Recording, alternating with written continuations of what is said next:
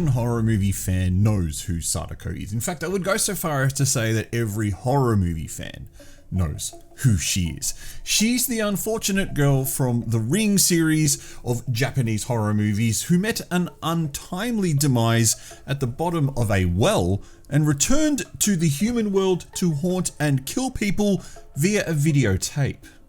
It was the perfect late 90s horror. Sadako and the Ring franchise is full of deep lore, multiple movie sequels, prequels, spin-offs, and reboots. There are TV series, books, and novels, all which go into some detail about her and her backstory. And it's almost guaranteed that when something becomes popular, it's going to get copied. And since China has a reputation for unauthorized copying, it only seems logical that the filmmakers over in China would have taken advantage of her popularity to name some of their films after her and try to trick her very large fan base.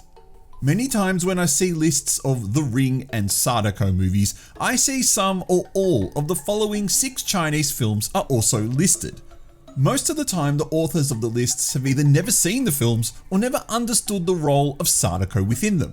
So in this video, I aim to settle that discourse about these 6 Chinese films and answer the following 2 questions once and for all. Are these Chinese movies related in any way to Sadako?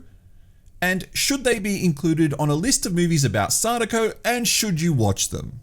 Hello everyone, I am the Artie Dans and welcome to SHOCKMANIA. But before we dive into these films, we need to set a couple of ground rules. We need to establish who or what Sadako is and what makes a film a Sadako film. I believe it should contain or reference all of the following. The original vengeful ghost spirit with the name Sadako Yamamura. I will not accept the American or Korean versions of this character. The fact that she was murdered and thrown in a well. The fact her curse against a person begins when they watched the cursed videotape, which contains an image of a ring, which is recognized as the top of the well from Sadako's perspective at the bottom. In later movies, the cursed videotape can also be found as a digital file and on the internet.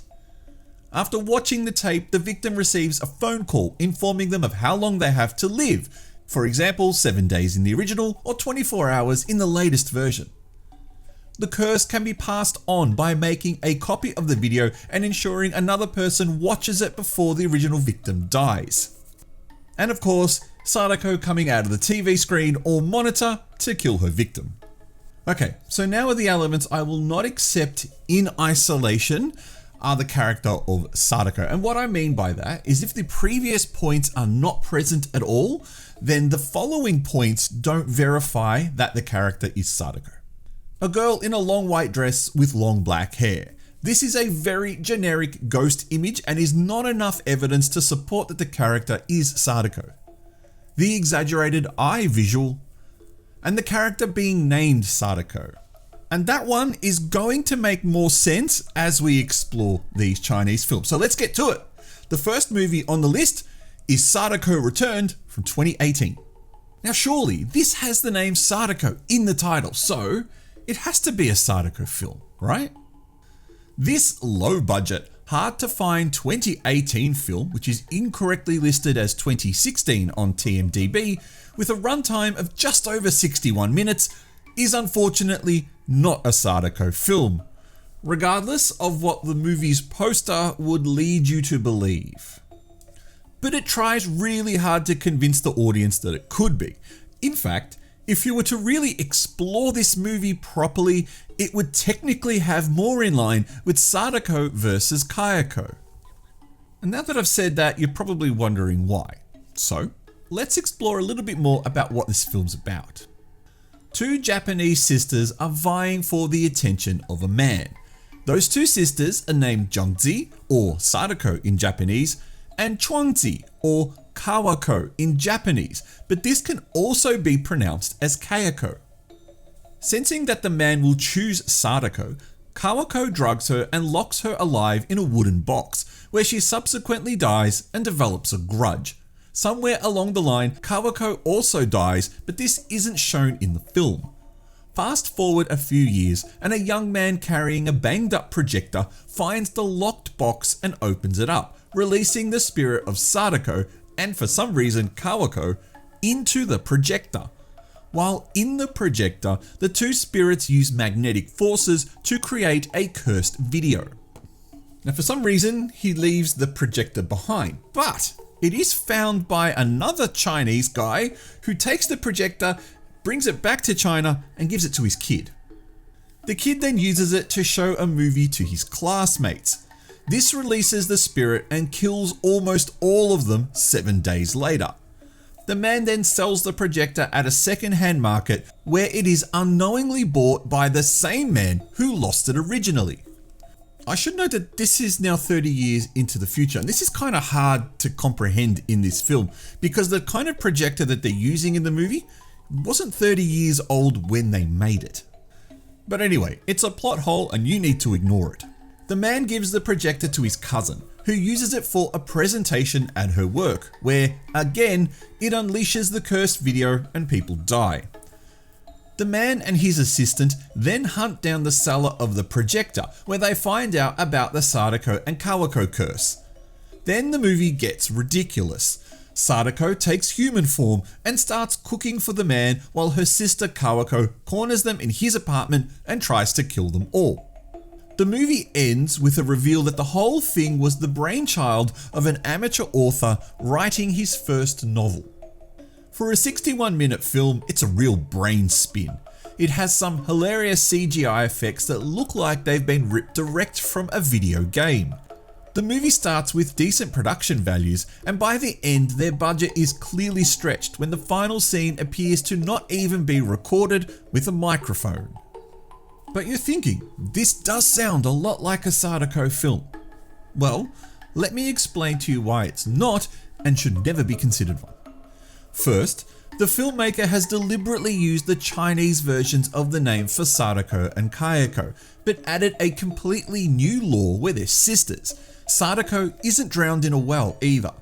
There's no videotape in the film. Instead, it's been replaced with a projector that contains a cursed video within it. There is also no phone call to advise the victims of their death in 7 days. However, the victims still die after 7 days. Sadako never comes out of the TV. Instead, she comes out of a mobile phone, which is explained as something to do with electromagnetic fields. Also, Sadako appears to be real in this film. She picks flowers and she cooks dinner, but hilariously, when she tries to eat the food, she turns all digital. Verdict? Not Sadako. It has the generic look, but ramps up her hair all the way to the floor. We also see her face regularly too. The lore has been changed, and really the only thing that's vaguely the same is the concept of the cursed video and dying after 7 days. Also, as a bonus Easter egg, one of the characters in the movie is watching a pirated version of the Japanese The Ring movie too, but that's still not counted. Sadako vs Dixian, 2017. Released in the same year as the release of the Japanese version of Sadako vs Kayako, surely this movie is a real crossover movie featuring our favorite Japanese yurei. Well, I think you already know the answer to this. This is yet another very low budget student style production that was all the vibe in China in 2017. See the movie Dead Space, which is a shot-for-shot remake of A Nightmare on Elm Street, also released in the same year. In this horrible movie, and by horrible I mean quality, not horror, a group of dumbass teens are having a party to celebrate something. I can't quite remember because it has been a while since I've seen this film. Then they decide to play the Plate Fairy game, which is like an Ouija board, but instead of calling Bixian, the pen fairy, which we'll get to later, they call Dixian, the Plate Fairy. A bit of a backstory here, there's a popular guy at this party that all the girls seem to like. He has just come back from Japan where his girlfriend died. He isn't really looking to hook up, but the girls are. So they fake a few deaths, pretend the ghost of the dead girlfriend is real, and try to scare each other. One of the ghosts they pretend to be is Sadako. The other ghost is Dixian, hence the title of the film. It's actually slightly more complex than this, but you get the drill. There's no videotape here, or any of the Sadako lore other than some throat gurgling, which could be anything by now. Most likely it was the producer realizing that by throwing the name Sadako onto the film, he was going to make his money back, and some more, promoting this film to a bunch of people who think it could be a Sadako title. Verdict: not Sadako, not even in the same ballpark. If your standard is chick in a white dress, then you need to brush up a bit more on your Sadako lore. Watch it instead for all the cute girls in school uniforms. The Perilous Internet Ring from 2020. Now this one was set to originally release in 2019, then it was delayed slightly to the start of 2020, and then that thing called COVID hit in and delayed the movie even further till about Halloween of 2020. Now you're looking at the title of the film and you're thinking, well, it's got the word ring in it. It has to be a Sadako film. It's also directed by J-horror icon Norio Tsurata, who, fun fact, directed Ring Zero. And also, the movie's official Portuguese title is Sadako Resurrected, while its Spanish release is known as The Ring Resurrected. Surely, all the signs are pointing to this being a legit Sadako movie. Well, again, I'm the bearer of very bad or very good news for you. This has absolutely nothing to do with Sadako or the Ring movies. Even though there is this really cool promotional trailer video that features Sadako and the director, which I'll play for you now.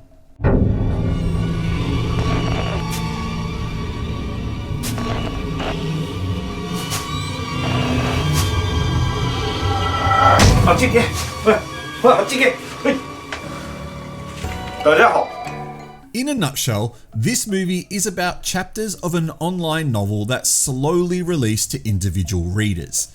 Each reader receives a chapter that's tailored to them, that when read transports them into some kind of dream world where they're killed by a mysterious character. And what does that mysterious character look like? Well, Sadako. And why? Well, the obvious answer is Tsurata, but it's actually got something to do with a character who dies in the film while wearing a long dress and also sporting long black hair. This girl was the crush of the author of the online novel, and alongside her father, he uses her final image in his stories to scare the people he feels are responsible for her death. Yeah, this is a very typical Chinese horror film. It blends a story about AI content creation and online bullying, very topical right now, and real life bullying too.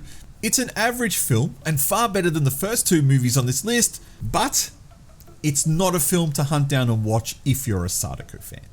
Verdict: not Sadako. It has the visual look and it even has the eye scene, but there's none of her lore or the rules about how she kills her victims here. Don't be tricked by flashy marketing. Okay, 3 down, 3 to go. And now we're on to the good ones. Well, at least I feel these are the good ones. This is the very popular Bunshinsaba vs Sadako trilogy of films. So first up, let's look at the first movie in the series from 2017. These 3 movies are from a production company called Zhonglele, who have gone on to make lots and lots of Chinese monster and creature features, as well as Tony Jaa's 2014 theatrical kung fu flick Striking Rescue. Now, I don't believe that this film was ever released theatrically, but stranger things have happened. In this film, a bullied schoolgirl gets revenge on her tormentors by sending them a link to the cursed video hosted on an online platform. The bully watches the video. Sadako comes after her, virtually immediately, and then comes after her friends.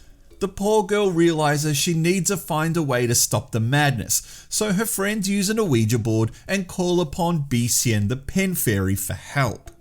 Dixian defeats Sadako, but now they have a new problem. They can't get rid of Dixian. The girl's new boyfriend then enlists the help of a professor on campus who has appeared in all 3 movies for assistance, and his bright idea is to don a type of VR helmet that transports both of them into the spirit world where they can defeat Dixian. But in the end, it's all a part of her therapy session where none of what has happened was actually real. Or was it? Because the post-credits sequence hilariously and deliberately adds some ambiguity. In this film, we have the cursed videotape, albeit in online form, and the appearance of Sadako. We don't have the countdown or the lore. So while this is Sadako, it's more Sino. Sadako in name only. This is still a very cool Chinese horror film and is actually one of the rare movies I will recommend people to watch. Verdict, not Sadako. It's got some really cool moments in it, and it has the cursed tape, but it's not the Sadako you know and love. Her versus fight with Dixian is quite funny. It's like two chickens flying around the screen, but Sadako eventually takes a back step in this movie as it turns its focus onto stopping Dixian. Now, if you are curious about this movie, on my Arty Dance channel, the full version of it is available with proper English subtitles, because the movie was never released with English subtitles, so I went ahead and did that, but shh, don't tell anyone. Bunshinsaba VS Sadako 2, 2017. This is the Chinese horror movie most people know and love, and with good reason, because this one, it's actually quite a fun film and it amplifies everything that happened in the first movie to the max, or at least a 9. The movie starts off with a bunch of super cute girls deciding to watch the cursed video and releasing Sadako into their world. One of these girls is very highly strung. I mean, she's worse than a cat who gets scared at its own shadow. And slowly her friends are killed by our long-haired fiend. After a few of them have died, including a very creative scene involving an old tube monitor ending up on a guy's head, she enlists the help of the professor from the first movie, who tells her that Dixian can assist. They conduct an Ouija board ceremony and Dixian is released to fight Sadako. And a pretty glorious fight too, involving Sadako commanding a bunch of clay warrior statues and bringing them to life.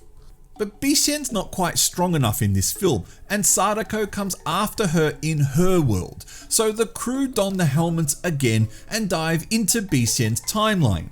Now, one thing I should note about all of these Bunshinsaba vs Sadako movies is that the character of Dixian is based on a real person within the movie world. So for example, in the first movie, Dixian was the spirit of a dead girl who died in the music room, or was a musician student who died and was holding a grudge against the students at the school. In this movie, Dixian is the spirit of a woman who was sacrificed in a ghost bride ceremony from ancient times, and she kind of wants her revenge. The final fight in Dixian's timeline against Sadako, where she comes out of a well, is really well done, highlighted by an impeccably timed joke from the professor and an appropriate head tilt of disapproval from Dixian in response. Of all the 3 movies in this series, I'd say this is the closest you'll get to actual Sadako.